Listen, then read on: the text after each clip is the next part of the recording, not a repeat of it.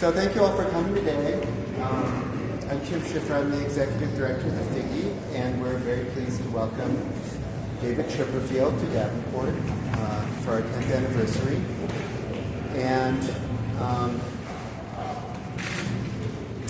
do you have questions for David? I'm not quite sure where we're going.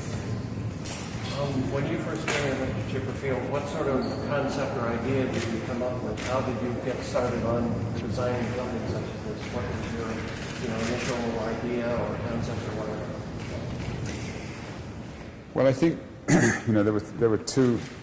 You have to think about why the museum happened in the first place, and of course it was an amazing act of philanthropy from the Figge family, giving something back to Davenport. But I think it was also motivated by an idea to help regenerate the downtown area. So, there were two projects here. One was to design a museum. The other was to use the project as a way of regenerating the town.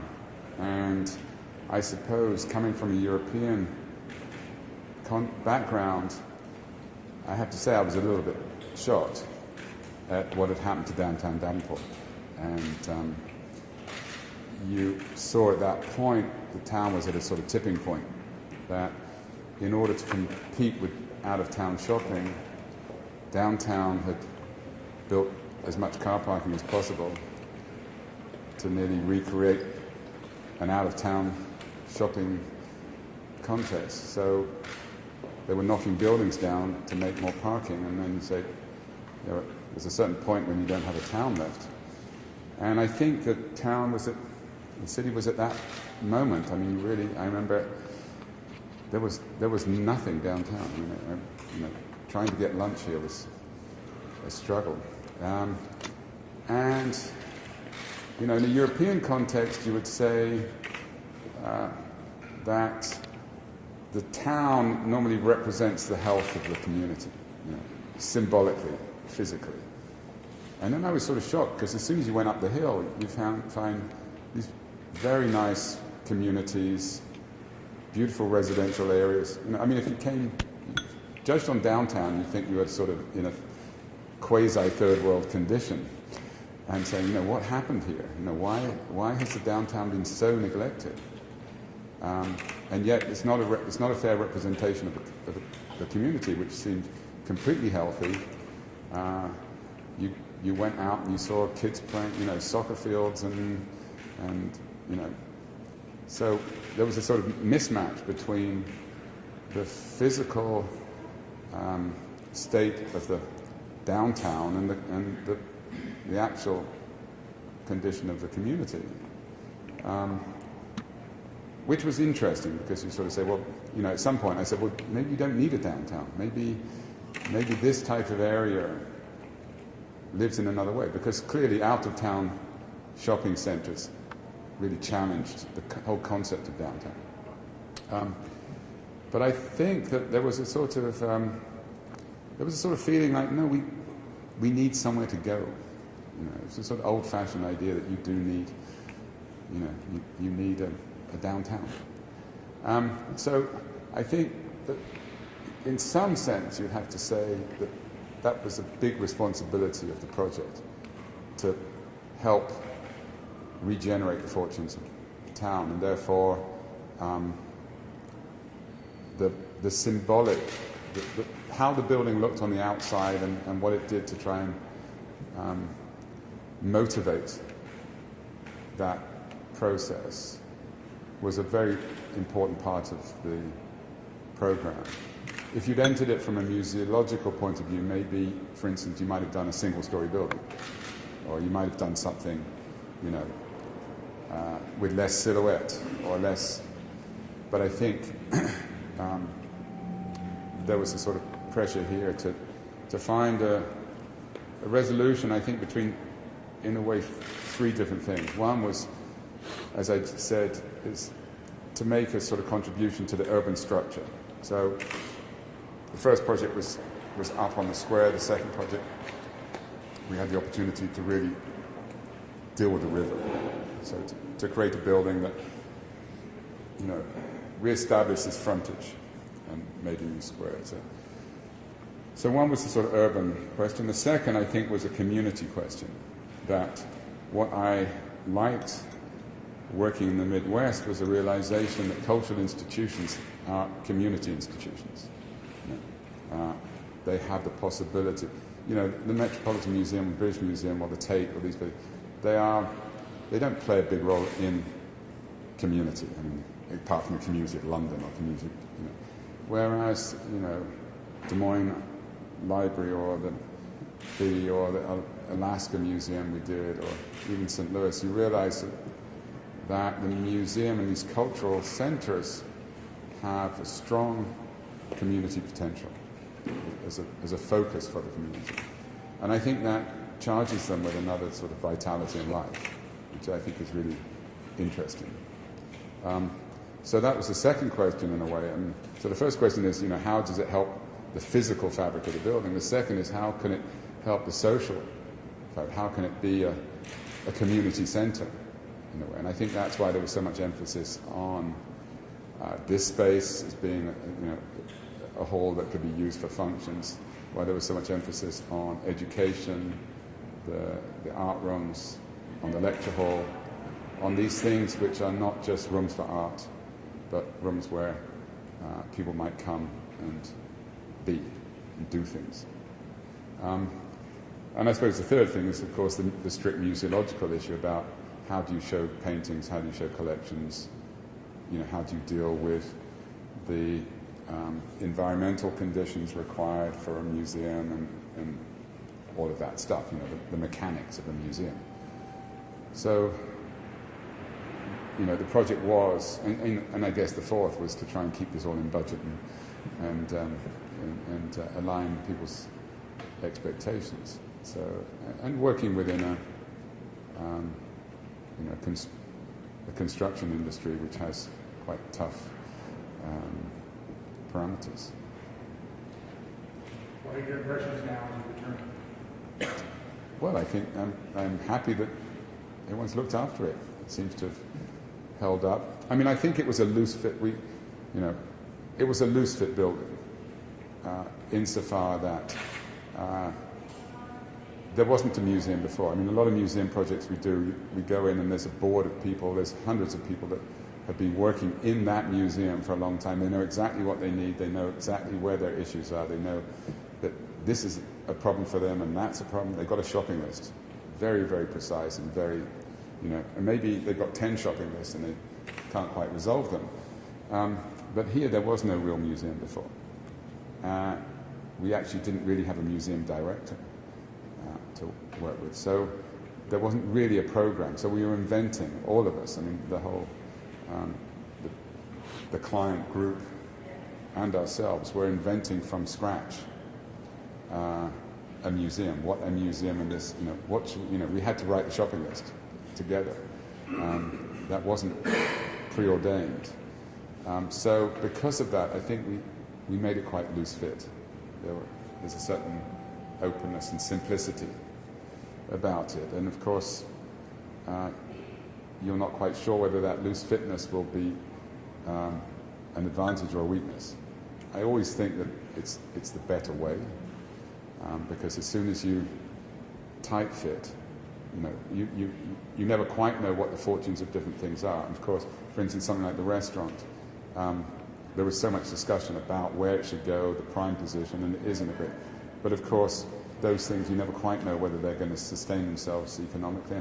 And as it happened, it didn't, but now it's probably going to be back again. But in a sense, the building was done in such a way that over time you could move things around, and the whole pack of cards wouldn't fall down. Have you had a chance to walk around downtown, explore a little bit, see how things have changed, and see how that first piece of the mission has accomplished what it intended to? Briefly, but I hardly recognize it. Yeah, I mean, it's amazing. I mean, I think when we opened the building, there was one new restaurant, an Italian restaurant next door. It came from Des Moines, which lasted a few years. But you could see that there was an initiative beginning, but I think now it's clear that there's certainly an energy, and I think what I heard yesterday was that now there are lofts and that people are living downtown, and I think that's the big move, and that's what happened in Des Moines as well, because there was an evacuation of downtown, and people, it's sort of more comfortable to have a house up in the hills. But maybe a younger generation is quite interested. If the downtown is, if there's something to do downtown, then living in a town is actually rather nice.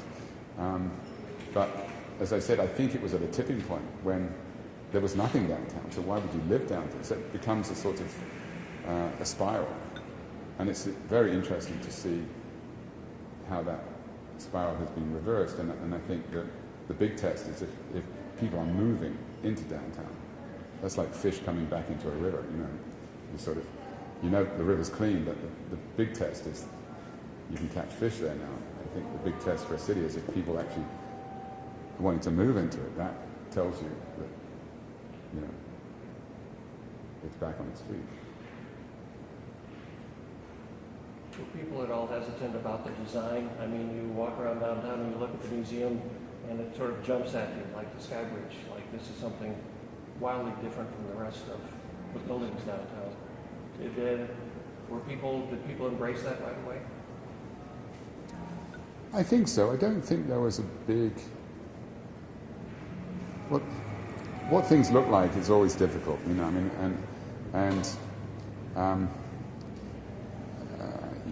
we all have prejudice and anxieties about these things, and they're very difficult. It's a very difficult discussion to mediate, and that's why I think it's always better to make sure that any project is grounded in other ideas first, and that what it looks like comes along with a package.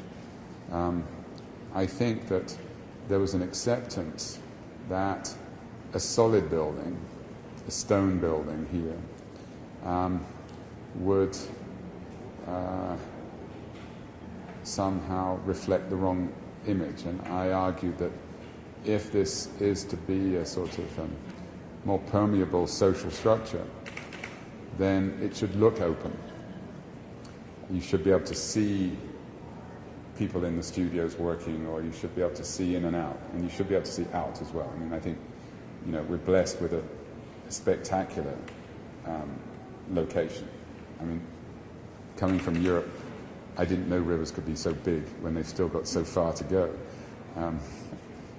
So, for me, this was just a shock to see this spectacular river, and you just think, well, therefore the museum should represent that, remind everybody how extraordinary that river is, and that is why this place is here.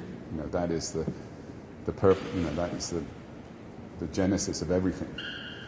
Is this extraordinary river, and therefore, we tend to take things for granted. So if you can somehow get people to stop at the staircase and look out and say, "Wow, it's beautiful," that is a chance that you can do. So I think transparency in and out was an accepted idea. I tried to sell it from the point of view of the person inside the building could all of a sudden, you don't have to go very high in Iowa to see a long way. So if you just go up on that staircase, you can probably see Des Moines and beyond. So I thought the idea that you could get up and you could actually see the beauty of the place, the natural beauty of the place, I think that was an important idea. And I think, as I said, secondly, I think the problem with museums is that they tend not to want too many doors or openings. So although you talk about transparency and openness, to be honest, you've got one major door. We tried to work hard here to make 2 doors so that you could walk through. This is a public route. I don't know whether that's maintained still.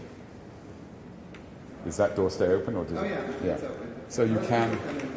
Yeah, of course. But when finally those cars go, and the promise that was made to me 10 years ago that will be a park, and this car parking goes, and that's a park, then people will also walk through here and go to the park. So this building will be addressing not only downtown, but it will also address the river frontage, which over time, I assure you, will be more and more valued. We know that physical natural things survive, and their beauty is undeniable.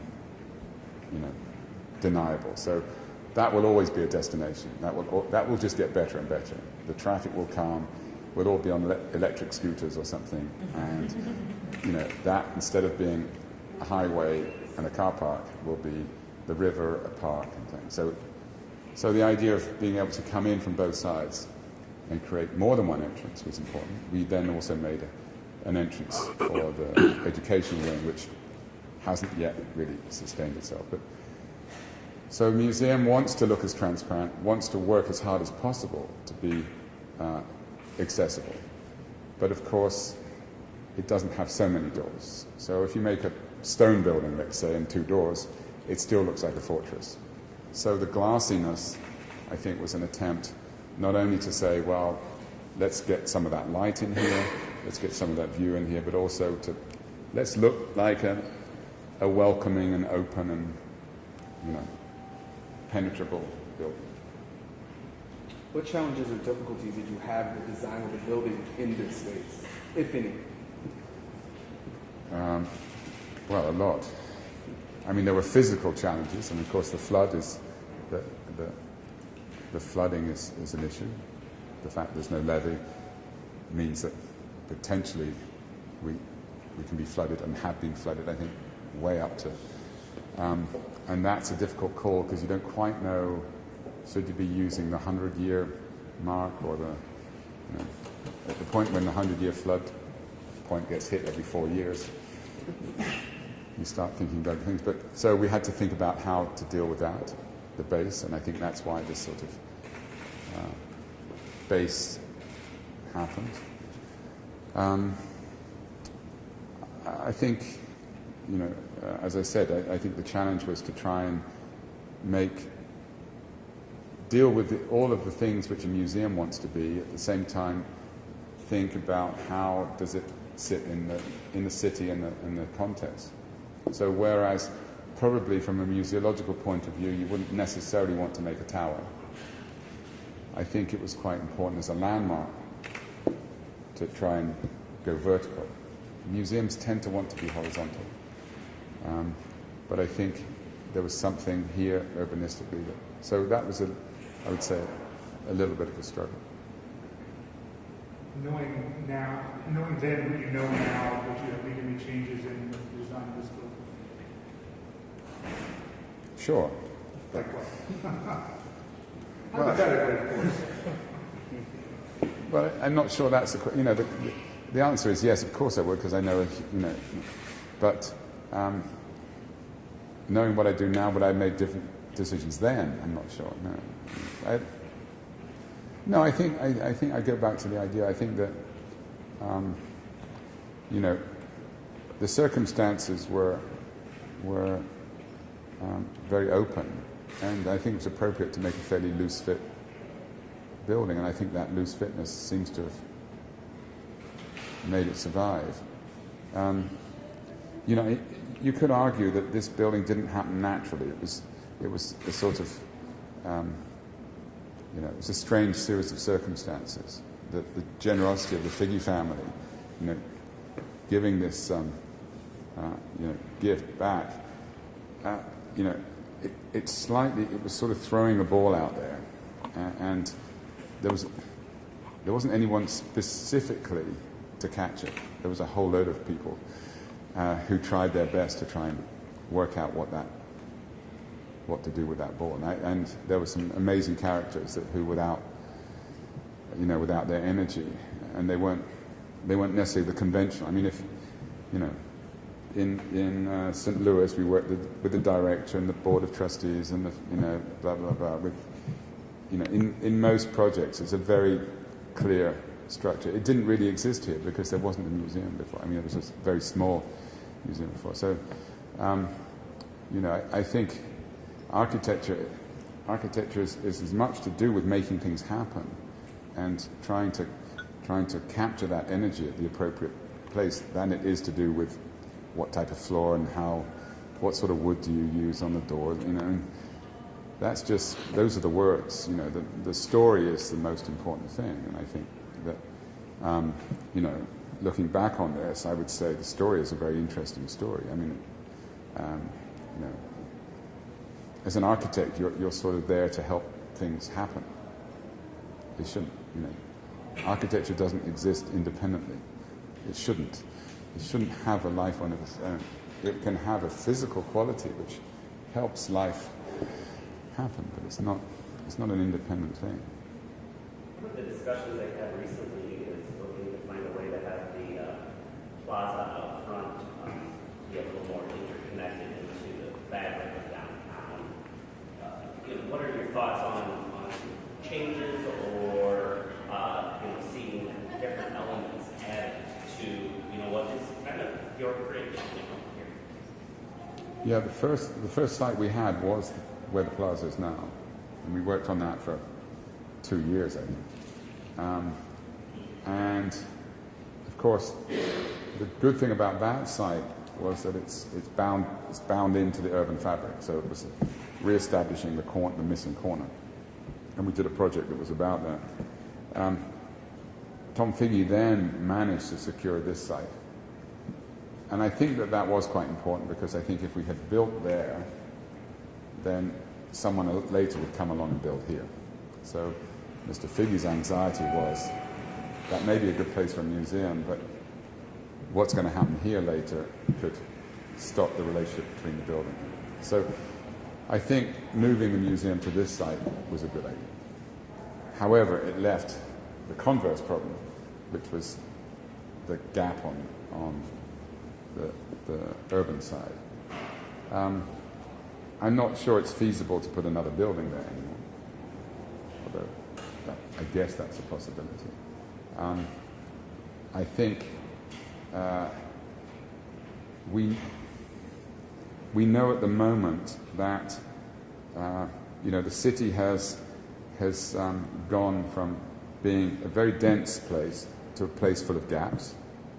You know, they knocked too much down, so created lots of holes, and now a lot of those holes are being filled in again.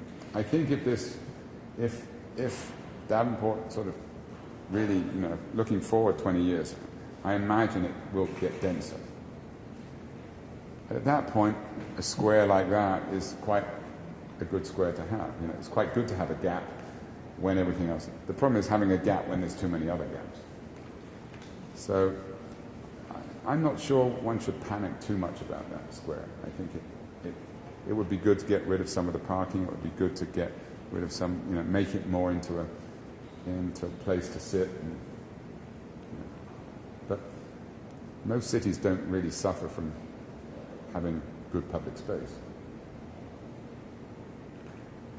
When you look at the entire portfolio of your works through the years and places literally around the world, where does the Figge fit in your mind, in your, you know, when people list everything that you've done and then they bring up the Figge, what are your prime recollections that we haven't discussed earlier? Apart from traveling? Okay. Well, I think it was, you know, I'm very grateful because, you know, it was an early project, and you know, I was given the trust, the responsibility to work on it. So, in terms of, you know, it was a very formative project for me, and it was a great experience. And yeah, one of the first public projects we did, and I think I learned a lot from it. And I think, you know, it seems to stand up. I mean, I think the most important thing about architecture is its aspiration towards permanence. And, you know, one hopes that things that you do are relevant because of their ongoing life. So it's very reassuring to come back here and see that it's, you know, it's been embraced, and I think is playing a role going forward, and I think it will play an even more significant role. You know, I'm not really interested in architecture as a sort of static thing. It's only, you know, architecture is a societal response, you know. So that's why public buildings are interesting. Building an office building can be interesting, but to be honest, it's not, you know, there's not much of a game in there. There's not, you know, you're left with designing a facade. I think, you know, there is the challenge we have now is to sort of make sure that our cities are built well, and, you know, there are places for people, and we think about how society operates. So the overlap between architecture and society is what's interesting more than the overlap between architecture and the construction industry, or the overlap between, you know, I'm less interested in the formal qualities of architecture than the societal and yeah. Did the glass exterior design influence your other buildings in Des Moines, Anchorage, St. Louis, and have you done that similar kind of concept in your other countries? No, without being too provocative, I would say that the construction industry in America is quite difficult to deal with. Why do I say that? It's a very proficient and tough industry which has assumed nearly total responsibility for architecture. And it doesn't like to do things it hasn't done before. The construction industry is very risk averse. We have the same in England. I mean, to be honest, this is an Anglo-Saxon attitude more.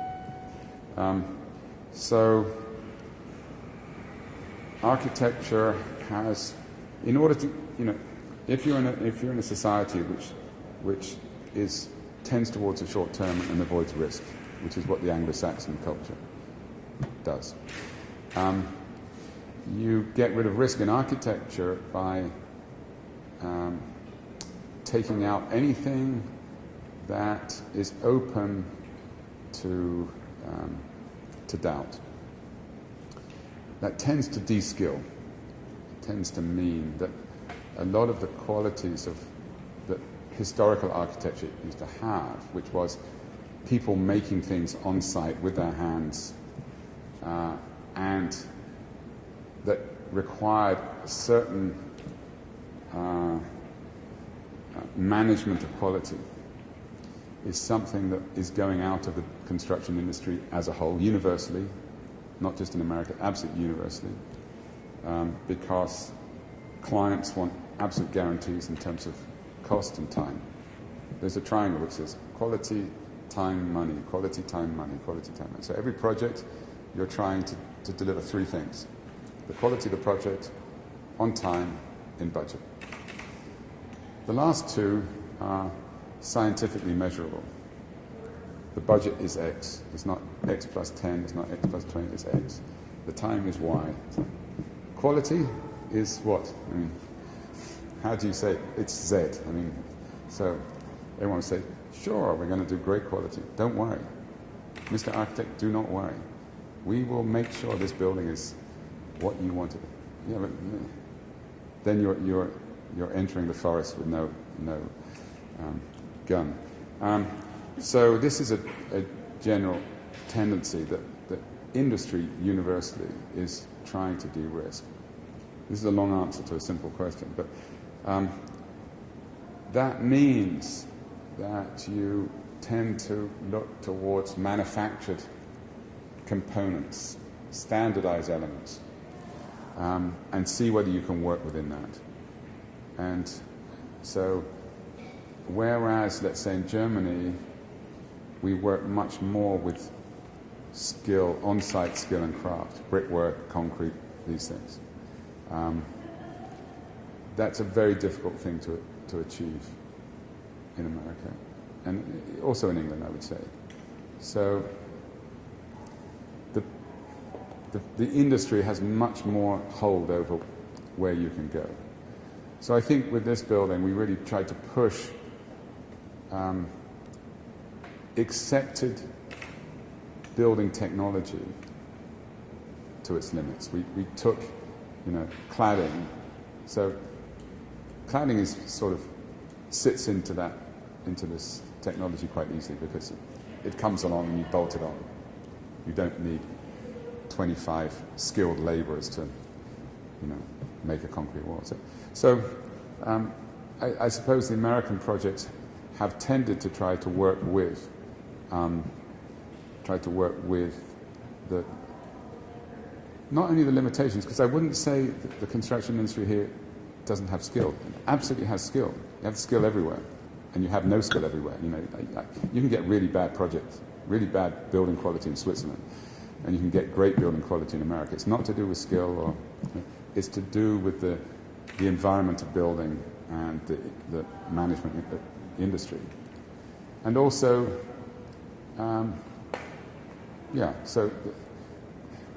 So there is a culture here which is a little bit more. It's a bit more dominated by the contractor. For instance, I threatened to walk off the project. I did walk off the project at one point because we had designed the ceilings. I mean, the thing in a museum is that you don't want too many things to distract you. If you look around here and you look around the galleries, it's pretty neutral.